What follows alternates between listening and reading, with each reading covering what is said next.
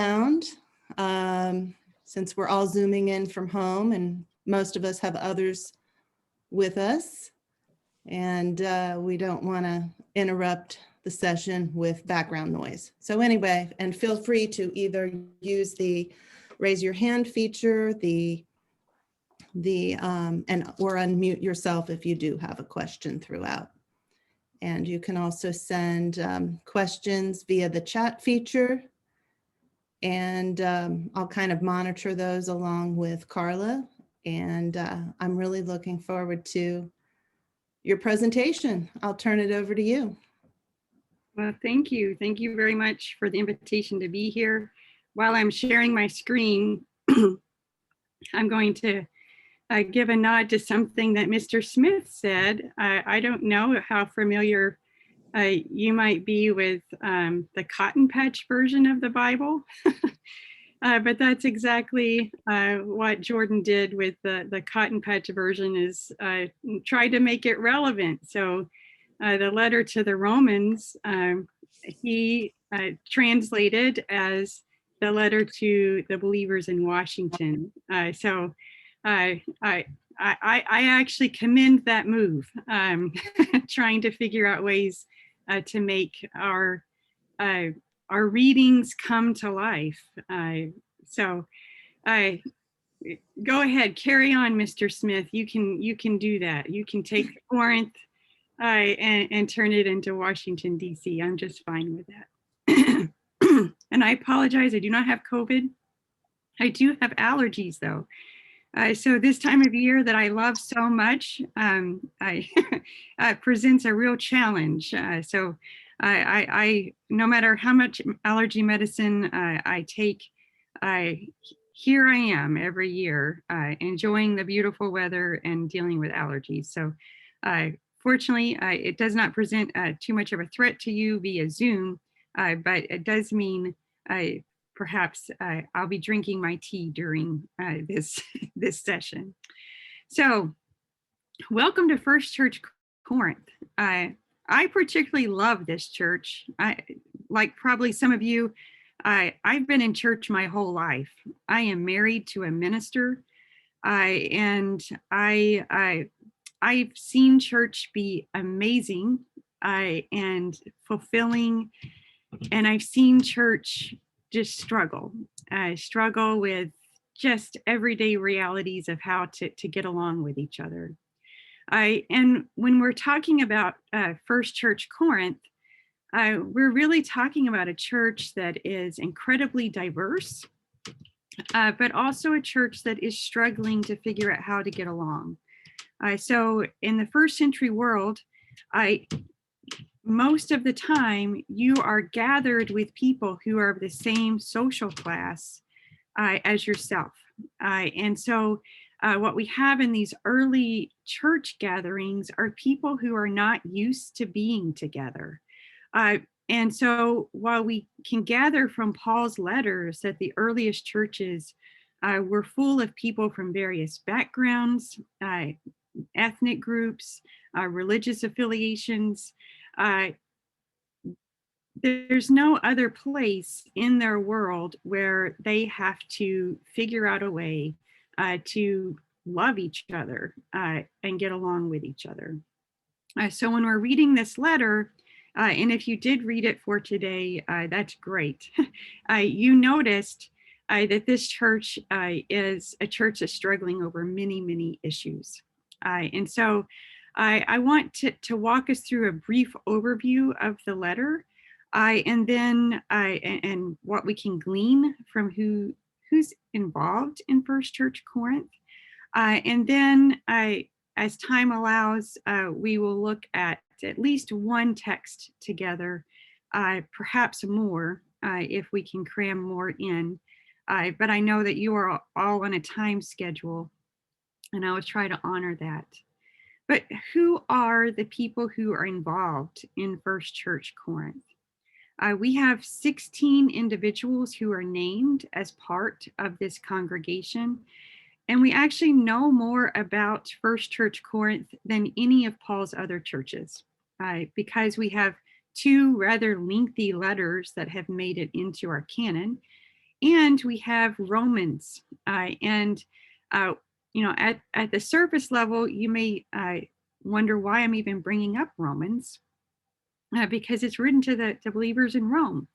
But in Romans 16, Paul gives greetings, and he is writing the letter to the Romans from Corinth. And so he gives some names in Romans 16 of believers who are with him as he is writing. And they are sending greetings to the believers in Rome. So we actually have quite a bit of evidence within our New Testament. We also have a lot of archaeological evidence. And I understand that this group a few years ago, some of you may have taken a tour of those biblical sites in Greece and Turkey. So perhaps you've even spent time at the Corinth site. It's magnificent. I think you'll agree with me, and those of you who've been there, it's a magnificent site. So we have a lot of evidence that we can pull from to try to figure out what's going on in First Church Corinth. Now, I said earlier that this is a diverse community. We have names that are listed that are Jewish names, though not very many.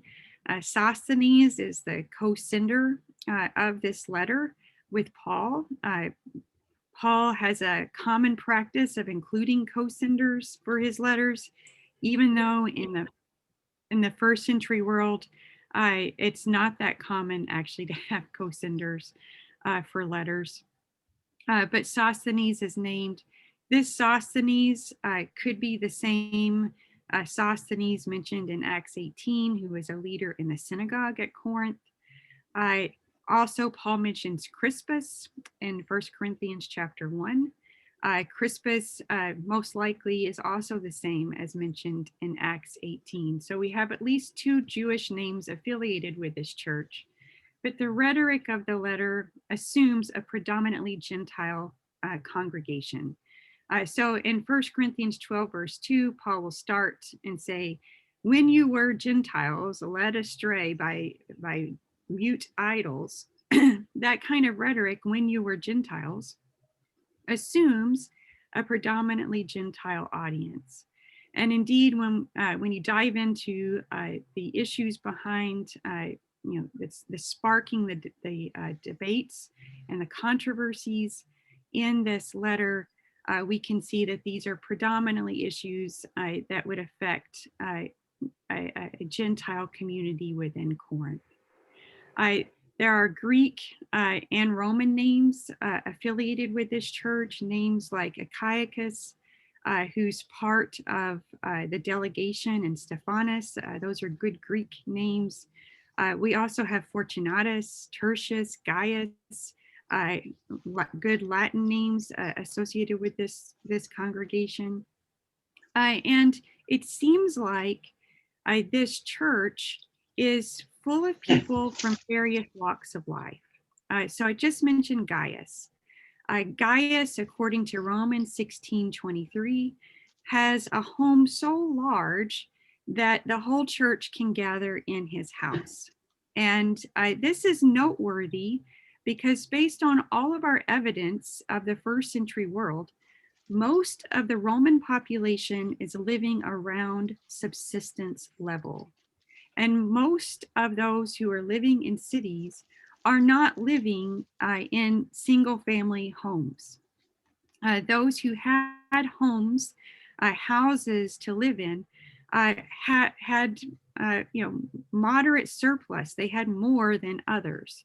And so we can safely assume that most in the church would not be those who had their own homes. In fact, a little bit later, we're going to look at a text that demonstrates that there are real socioeconomic divisions that are part of this community.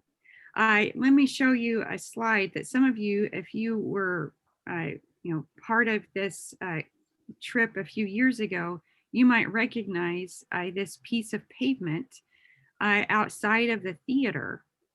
And the pavement, if you can try to make out the top line, says Erastus.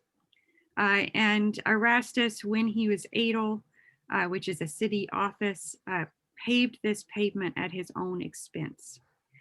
Erastus, and the reason why I am even bringing his name up, is mentioned in Romans 16:23.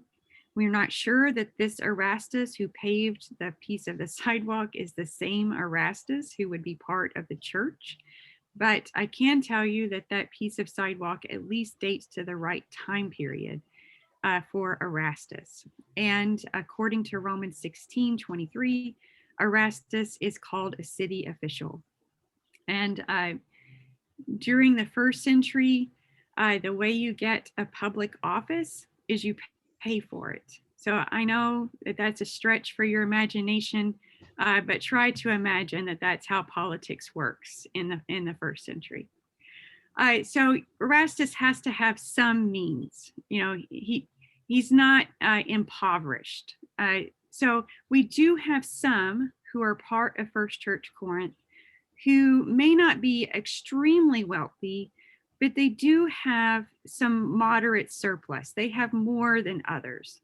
I hesitate to use terms like middle class, upper middle class, because in the Roman world, there's such a huge gap between those who are extremely wealthy and everyone else. But certainly we have some, some in the church who do have more means than others. We also have within the church evidence of people who work with their own hands for a living. Paul falls into this category. Paul is a bivocational minister. And that's actually a source of contention in 1 Corinthians chapter 9, because in 1 Corinthians chapter 9, there are some wealthy folks who do not like it that Paul is working with his own hands. Working with your own hands was considered to be demeaning. Apparently there are folks in the church who did not have to work with their own hands for a living. They had people who did that for them. And they didn't want their minister working with his own hands. And so Paul, we know from Acts 18, as well as other references like in Romans 16, met others who are of the same trade. So Prisca and Aquila, who Paul meets in Corinth, according to Acts 18, he meets them because they work with their own hands. So we have folks who work for a living who are part of the church. We also have slaves who are part of the church. The baptismal formulas that we see in, for instance, 1 Corinthians 12, verses 12 through 13, mention being neither slave nor free. You're probably also familiar with the same reference in Galatians 3:28. And there are issues that are directly related to being slaves and how slaves can still function as members of the church and somehow try to manage the situation in which they find themselves. It's also worth noting that later in the church in the first century, there's some evidence that the first Christians actually took seriously those baptismal vows of neither slave nor free, and tried to gather funds to free the slaves who were part of their communities. So First Church Corinth is a place where you could have a city politician sitting beside the people who are employed to clean the public toilets. And this is not normal. The only other gathering in town that would be this diverse would be the local synagogue. And of course, according to Acts, this early Jesus movement gets kicked out of that local synagogue, which is significant because then it must become a house church movement. And some of the issues that we see in 1 Corinthians relate to the fact that this is a house church movement. So for instance, 1 Corinthians chapter 6, verses 1 through 11, pertain to houses that are suing one another. So, you may think you have families in your church that don't get along very well, but lawsuits mean that one family doesn't stop until another family is completely shamed. And so it's really hard to sit by one another in worship service when you are actively involved in a lawsuit against one another. Lawsuits are brutal and corrupt in this first century setting. And so the fact that we have house churches that are trying to navigate the politics of that is also just demonstrates some of the real struggles that this first church community had. So it's also worth noting that Paul has invested a lot of himself in this congregation. So we know from Acts that he spent a significant amount of time in Corinth, but we also know just from reading the letters closely that these really long letters are not the only letters that we have or that the church had from Paul. So 1 Corinthians chapter 5, verse 9 mentions a previous letter, a letter that the church didn't quite understand. There was some misinterpretation. If you've ever sent an email and someone didn't quite understand what you meant in that email, then you can perhaps have some sympathy for Paul, who is just trying to get to deal with some matters in the church. It's also worth noting that sending letters is a rather expensive enterprise, something that we completely take for granted. So we can send emails, we have church newsletters. I mean, in some ways we over communicate to the point of devaluing the communication that we send. And in the first century world, Paul is actually having to pay for the supplies. We know that Paul uses a secretary. We know this because the Bible tells us so. In Romans 16, Tertius, who is the amanuensis or secretary, even gives a shout out to the people. So it's common practice to use a secretary, even if someone in the church in this early movement is helping Paul and giving him a discount. That person still has to eat. And so just the cost of the supplies, the time that's spent, and the amanuensis, plus you have to have multiple copies. You have to retain a copy for your records. You have to send a copy. You retain a copy because anything can happen in transit. If you've read the Bible, you know things do happen in transit. Shipwrecks happen, robberies happen. So even to send any of these letters, a letter like 1 Corinthians would cost about 40 dinar, which is 40 days worth of unskilled labor. So we're looking at least $2,000. And when was the last time you spent $2,000 to communicate with anyone?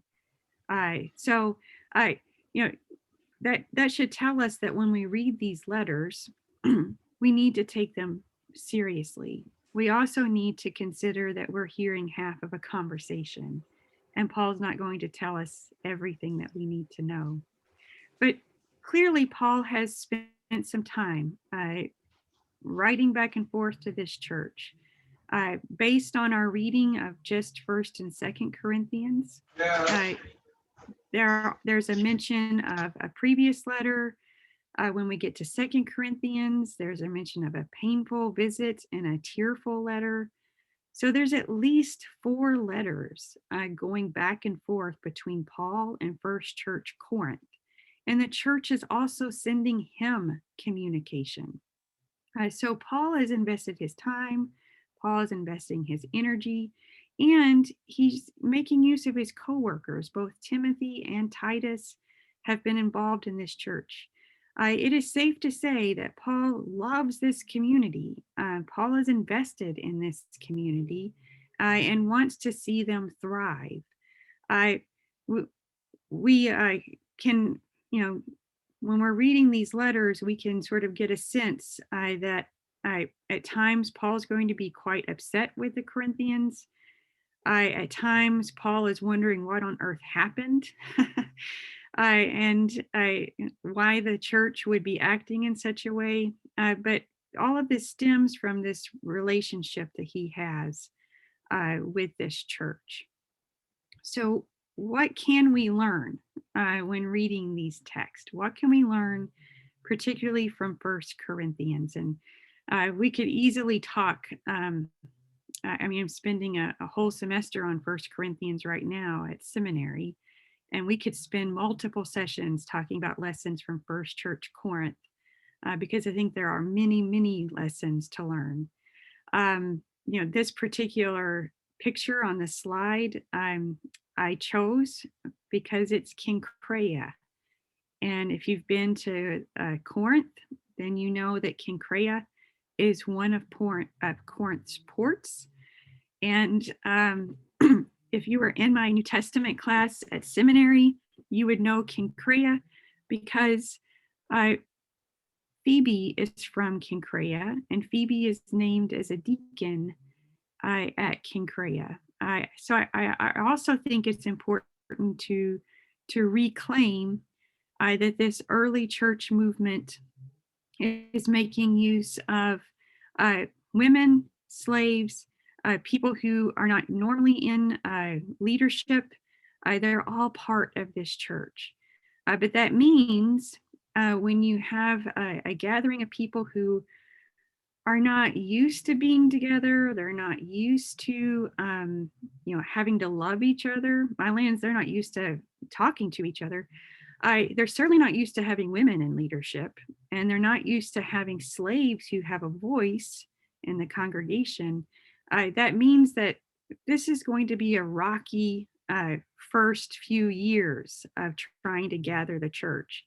And we also know that those rocky first few years end up being a rocky period for the Corinthians. And I think the church today still struggles with some of the same issues we see happening in First Church Corinth. But why is Paul writing to the Corinthians, and why write this way? I'm so glad you asked. That was a very insightful question.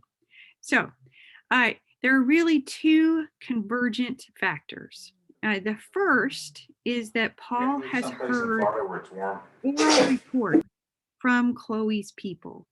We don't know who Chloe is. You could ask me and I'll tell you the same thing. We just don't know.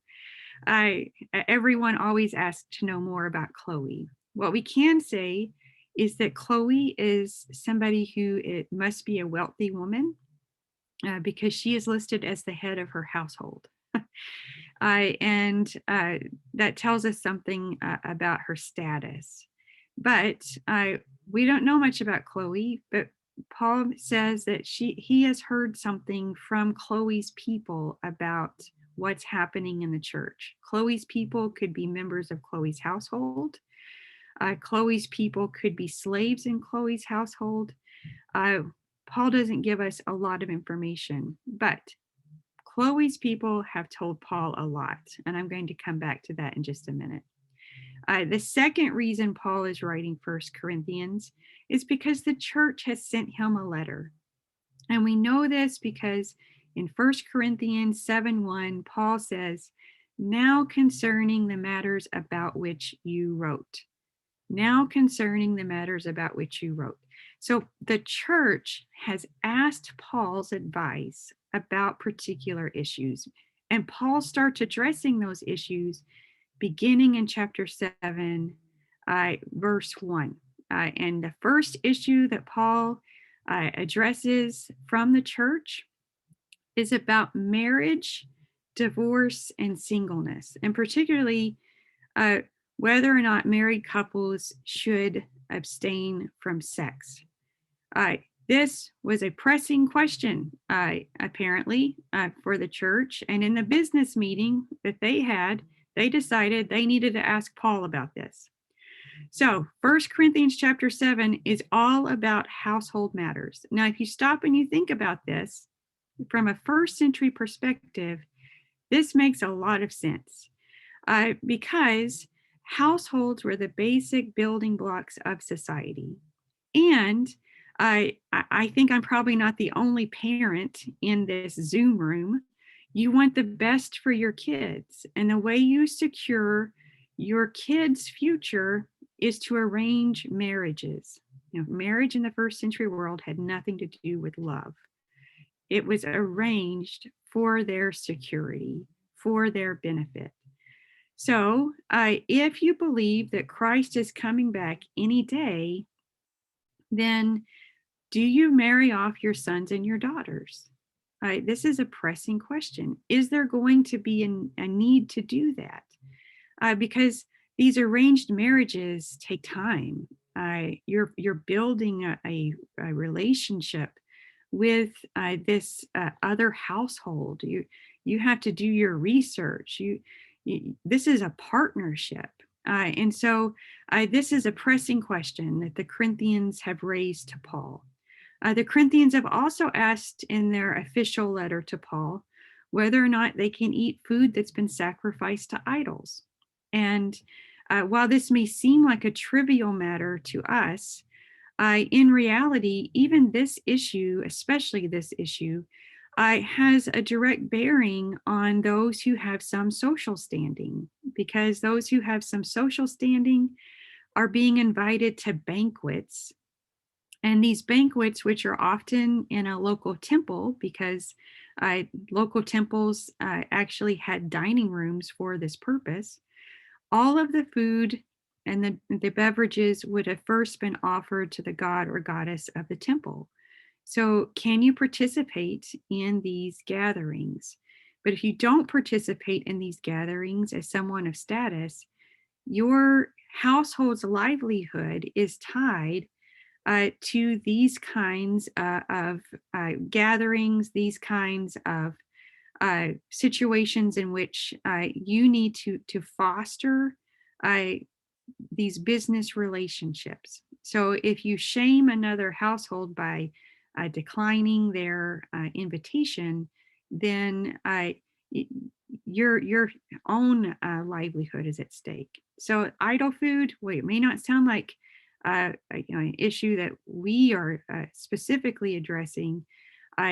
There are lots of factors involved in this matter. And so Paul spends chapter 8, chapter 9, chapter 10, all of that addressing the issue of whether or not it's okay to eat idol food. So the church asked about that. The church asked about what should happen in worship. Worship wars are nothing new. The church has been arguing about what should happen in worship for 2,000 years. Okay, so I wish we could move on, but we we are still not sure what should happen in a worship service. And First Church Corinth wasn't either. So which spiritual gift should be prioritized in worship?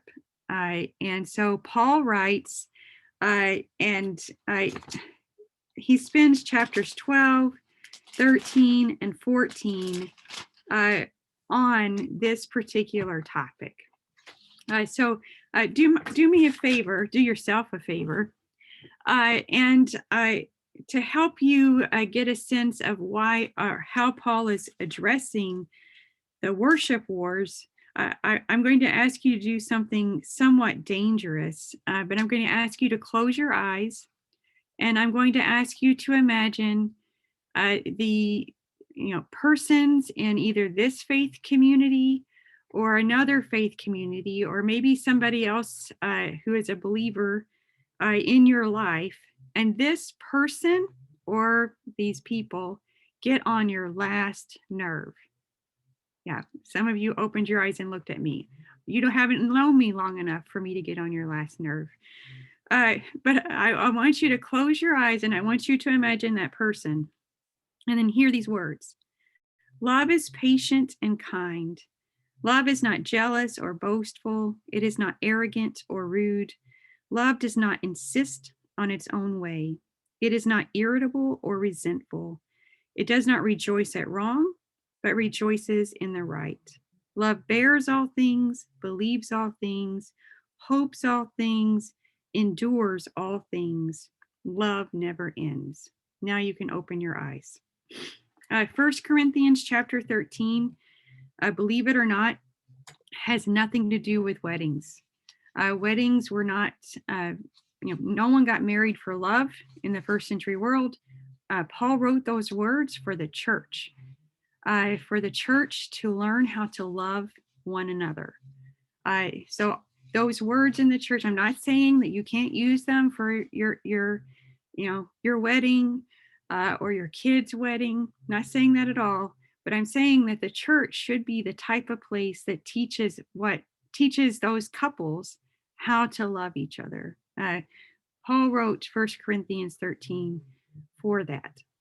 And then to get back to the topic, the church also asked Paul about the collection for the saints and how to take up this collection for the saints in Jerusalem, mainly because this is a time period in the church, they have no idea how to take up an offering. How do you do this? And Paul gives some very practical advice. So if you were paying attention, and I know some of you are, then you noticed that the matters that the church actually addressed and wanted Paul to answer in the letter, Paul doesn't start addressing those matters until chapter 7. Chapter 7. There's a lot of 1 Corinthians that occurs before chapter 7. You don't even have to be a New Testament scholar to know that chapters 1 through 6 come first. You just have to be paying attention. So that means that a lot of the matters that Paul is addressing in this letter, the church did not want Paul to know. And Paul finds out from Chloe's people. Chloe's people have told Paul that there are people who are rallying behind one leader over another, perhaps due to their rhetorical skills. I know you all would never do that. You would never align yourself with one part of the ministerial team over another. You would never talk about past pastors and how your current preacher could never stack up. You would never do that. I know that the church today wouldn't do that. I mean, we have churches that align themselves with John Wesley, and churches that align themselves with John Calvin, and churches that align themselves with Martin Luther. So maybe I guess we do all of those things. But Chloe's people have told Paul that the church is starting to rally behind certain leaders. And Chloe's people have told Paul that there are some know-it-alls in the church who are insisting on their own way, and they want to do everything their way, and they think their way is right. And Chloe's people have told Paul that there's even a man in the church who is sleeping with his stepmom, and no one is saying anything. If for the sake of time, I can't say too much more about that, but I will tell you that that's most likely due to the man's social status, and due to the patronage system. You cannot correct somebody who is above your station. So Chloe's people have told Paul that there are families suing one another, chapter 6, families suing one another in the local courts. And Chloe's people have told Paul that there are men who are visiting prostitutes. That did not make it into the official church newsletter to Paul. I wonder why.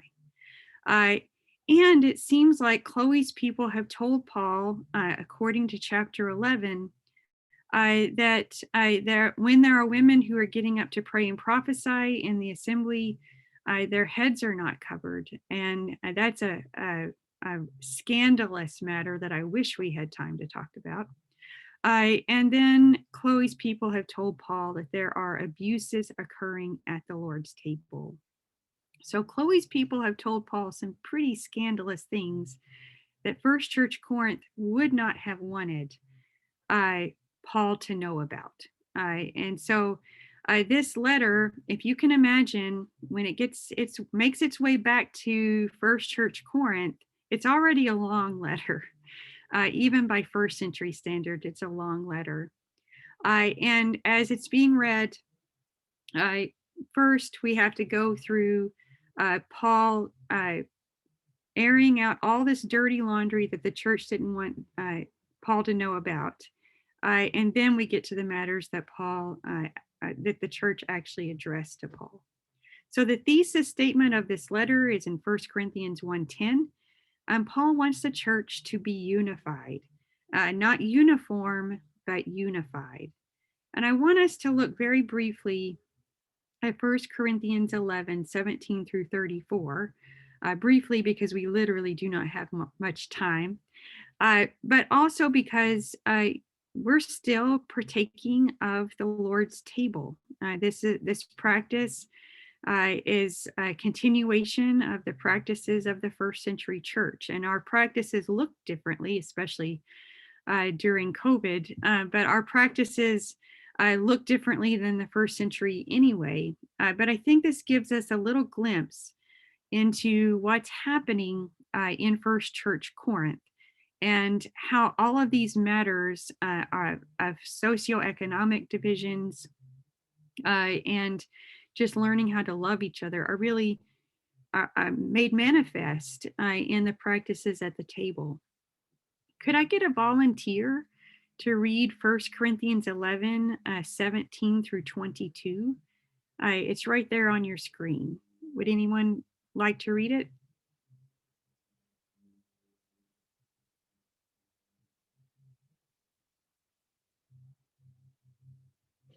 Sure. This is Bob Stowe. I'll be glad to read it. Thank you. Okay. Now in the following instructions, I do not commend you, because when you come together, it is not for the better, but for the worse. For to begin with, when you come together as a church, I hear that there are divisions among you, and to some extent, I believe it. Indeed, there have been factions among you, for only so will it become clear who among you are genuine. When you come together, it is not really to eat the Lord's Supper, for when the time comes to eat, each of you goes ahead with your own supper, and one goes hungry and another becomes drunk. What? Do you not have homes to eat and drink in? Or do you show contempt for the church of God and humiliate those who have nothing? What should I say to you? Should I commend you? In this matter, I do not commend you. All right. So it seems, thank you very much, Mr. Stowe. It seems that we have a big mess on our hands in these gatherings. I need you to try to forget for a moment how organized your church is, and your ministerial staff is very organized. The first century church doesn't have a set start time for its gathering.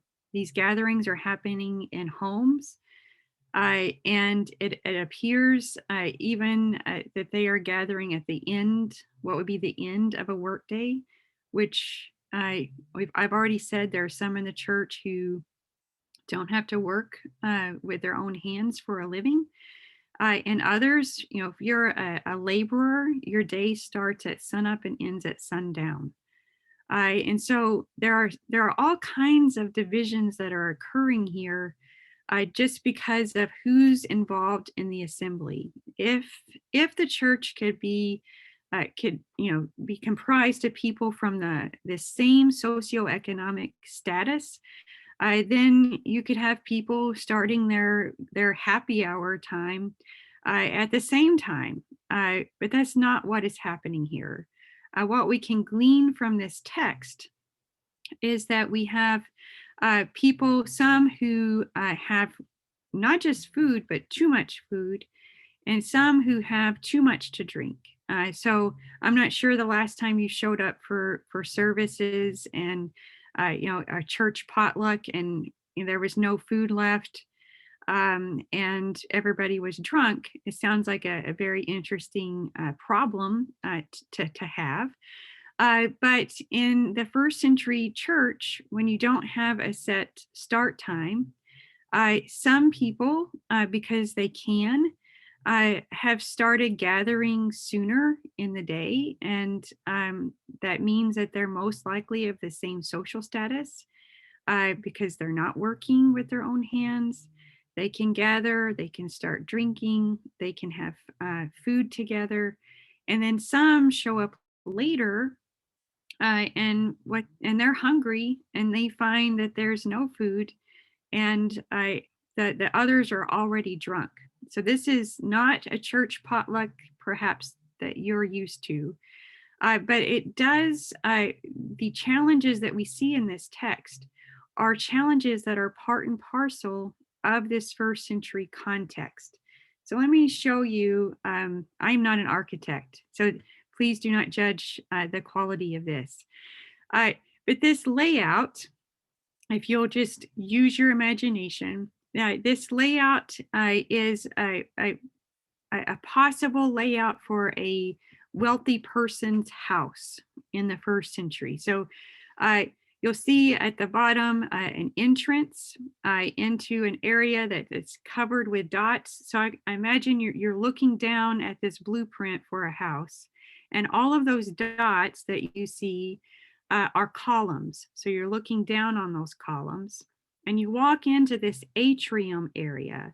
And in the middle of the atrium, there's a hole in the roof. And whatever happens when you have a hole in your roof, water comes in.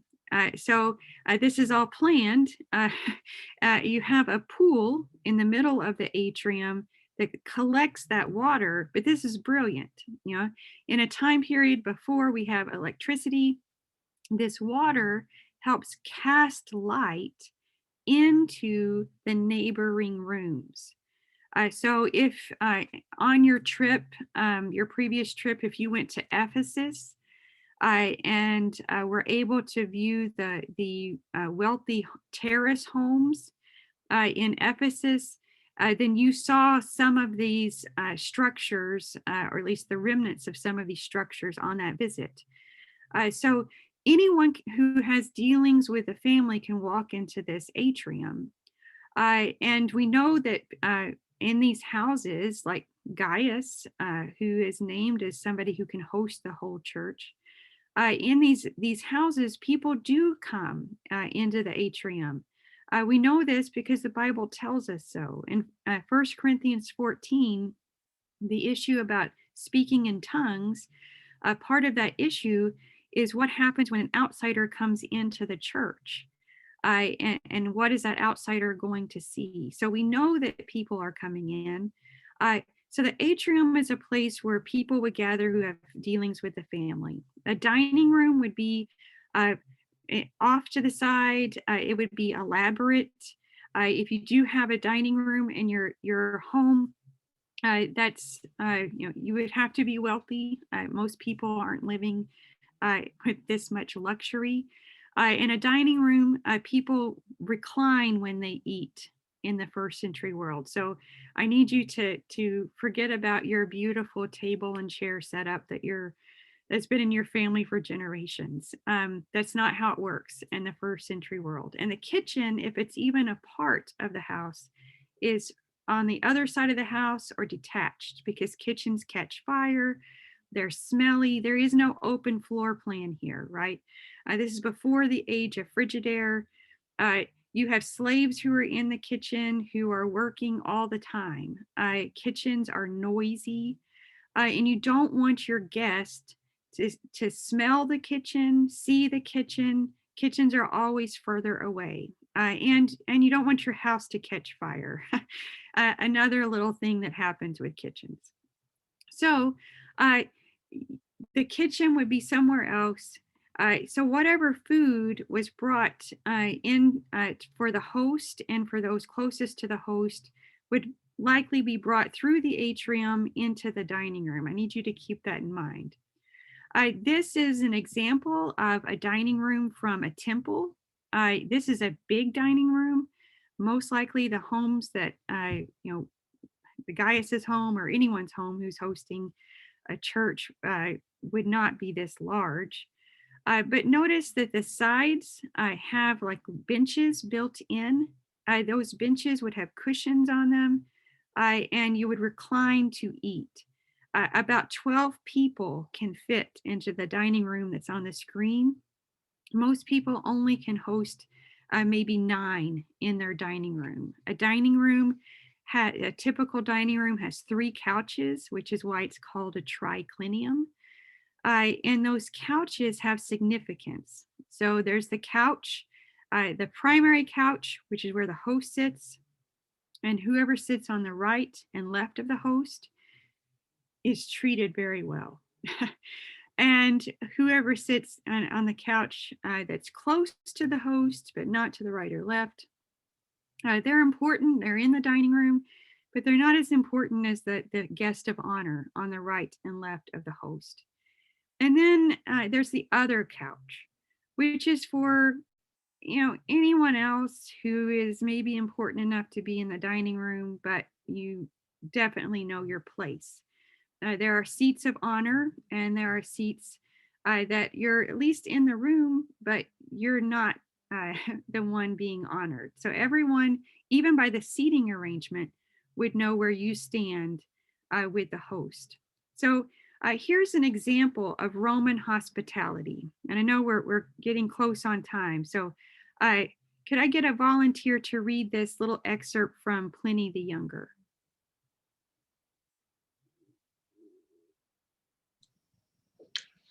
I'll read it if you like. Thank you.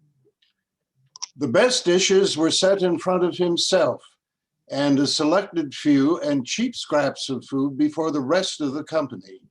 He had even put the wine into tiny little flasks, divided into 3 categories, not with the idea of giving his guests the opportunity of choosing, but to make it impossible for them to refuse what they were given. One lot was intended for himself and for us, another for his lesser friends. All his friends are graded. And the third for his and our freemen. Pliny the Younger, Letters 2.6. Thank you so much. So we're used to thinking about hospitality differently, but Roman hospitality works by making sure that those who have power and privilege, that their power and privilege is maintained even in a social gathering.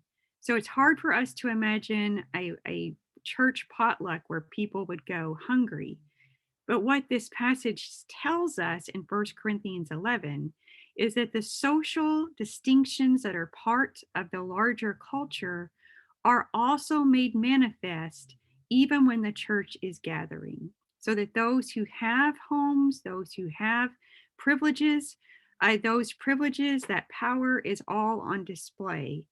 And those who have no privilege or power in their society are also treated the same way whenever they come to church. And so Paul is going to combat this by reminding them of Christ's behavior on the night when he was handed over. And so we tend to think of this section of text, and we, in church ease, call this the words of institution. These are words that you are very familiar with. But Paul is reminding the church of Christ's actions when Christ was handed over. So verse 23, for I received from the Lord what I also handed on to you, that on the night that the Lord was, I'm going to say, handed over instead of betrayed, took a loaf of bread. And I'm using the term handed over because that's the term that Paul actually uses in this text. Paul is reminding the church of God's handing Christ over for our sins. Paul doesn't use the language of Judas's betrayal of Jesus. Instead, Paul uses language that echoes language he uses in Romans. In Romans, Paul will talk about God's handing Jesus over for our trespasses. and raising him for our justification. In Romans 8:32, Paul says, God did not spare his own son, but handed him over for us. Paul's reminder of the Lord's table here, and do this in remembrance of me. Paul is not reminding them to go through the motions of the Eucharist. They're already doing that. They're already citing these words. They're already going through the motions. The problem in First Church Corinth is that they're not allowing Christ's behavior on that night to in any way inform their own behavior.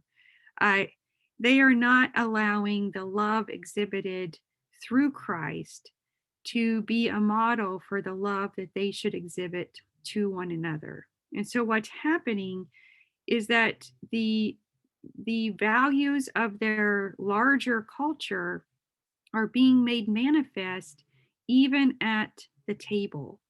And so in verse 26, Paul will talk about that every time you do this, you're proclaiming the Lord's death until he comes. Well, proclaiming the Lord's death for Paul echoes some language from Isaiah. In the Septuagint, which is the Greek version of Isaiah, the Greek version of the Hebrew Bible, Isaiah 53 talks about the Lord giving him up, that is the suffering servant, giving him up for our sins. Or he bore the sins of many on an account of their iniquities, he was handed over. Paul operates with a sense of Christ's sacrificial love being the marker of how people in the church should treat one another. Paul takes issue with the Lord's table, where everyone is going through the motions, but that the table itself is being done in a way, as Paul says in this text, that it's not the Lord's table at all. Paul has some harsh words for First Church Corinth. Do you despise the church of God and humiliate those who have nothing? The table should, by its very presence, by its very enactment, embody Christ love. And so a table where all are not welcome, all are not present, all are not treated the same way, is not the Lord's table at all, even if we're going through the motions. And remember, this church is full of people who would have shown up late because they've been working all day. This church is full of people who would have been slaves, and therefore, their ability to show up is dictated by the master of their household. This church is full of people who are treated poorly and many other aspects of their life. The church should be the one place that they can come and be honored and treated with human dignity. And when the table fails to do that, it's not really the Lord's table at all. So Paul is trying to navigate many different struggles for the church. But that chapter on love really does become a unifying theme throughout this letter, because so many of these struggles would not be struggles for the church if somehow the church would learn to love one another as Christ has loved us. Do this in remembrance of me is not just about partaking of the cup and the bread. Doing this in remembrance of me is loving as Christ has loved. So I think that there are some implications and lessons for us in the church today. But let me pause here because I know it's time, or maybe a little bit beyond time, and ask for questions or insights. Going back to chapter 6 about lawsuits just for a minute, Paul says, don't go to court, take it in front of the saints. What is he meaning, take it in front of the saints? Usually when you take something in front of the saints, you end up getting stoned. And that seemed to be the way the saints handled most of their disputes. Yeah. I wondered Yeah. what you took away from that particular paragraph. Well, the reality is only certain people have the legal right to even bring a lawsuit. And so already we're talking about people who are Roman citizens and people who have privileges. And as I said earlier about politicians, the courts were fixed.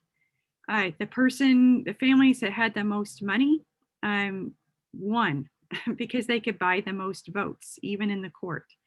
The church should be the place where people can come and air their grievances. For many in the first century, they don't have any place to go to air their grievances. But if you're not a Roman citizen, if you're a slave or a former slave, the church is your only hope in order to gain any justice. And so the church should be the safe haven where you can come and share how you've been wronged and have a community that will help you find a way through that. And the church may be your only recourse. But what happens when the church is not that safe haven? What happens when the church is operating as well on the corrupt system as the rest of the world? So the church really operates in conciliation and mediation and not judicial decision-making. Right. Because so often some of the issues that would involve, you were hired to do a job and you weren't paid. Or you weren't paid, you didn't end up being paid what that the contract said you were going to be paid. Things of that nature that the local officials really care nothing about. But the church should be a place where you can get some justice. Thank you. Good question. Yeah. You have given us so much to think about, Carla, and opened our eyes quite a bit, especially for me, to the words of institution. It just sort of reframed how to think of that. So really very grateful. It's almost the start of a ritual, isn't it? Well, now You're not really eating to fill yourselves up. You're beginning a ritual.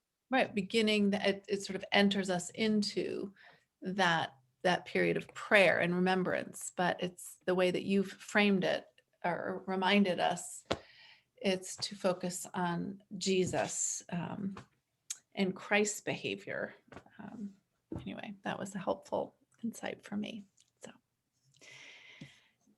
we are grateful that you're here with us. We're going to need to move into worship at this time. And I see you've given us resources for further study. So is